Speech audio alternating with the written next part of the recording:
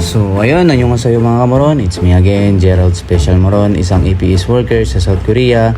At ngayon ay nagtitinda ng Gerald Special Moron dito sa Metro Manila. At ngayong araw, ipapakita ko sa inyo kung paano ko ilako ang aking produkto dito sa kabiasnan palengke ng Parañaque City mga kamoron. Pangalawang araw ko na ngayon mga kamoron. Tara, samahan nyo ako sa aking journey sa pagtitinda ng Gerald Special Moron. May times na hindi tayo pinapansin pero kailangan maging matatag at tuloy-tuloy para makabenta.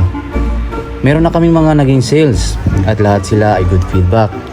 Ginagawa ko din ito para ipakilala ang tunay na lasa ng gawang Leyte. Kasi marami nang gumagawa ng Gerald Special Moron, Moron dito sa Manila na napakalayo ng lasa ng gawang Leyte at gawang Gerald Special Moron. So ayun mga kamoron, dito pala ako sa video na ito mga kamoron. Ayan nagtitinda ako minsan, hindi tayo pinapansin. Pero minsan naman may pumapansin. Ganon talaga mga kamoron. So ayun mga kamoron, ayan, may nakabenta ko dito mga kamoron. So tiis-tiis lang talaga ako dito mga kamoron. So ito yung kasama ko, si Miko mga kamoron. So talagang tiyaga lang talaga mga kamoron. Balang araw makikilala rin yung produkto natin mga kamoron. Salamat mga kamoron sa pagsubaybay sa aming journey. Kita-kits mga kamoron. Bye-bye!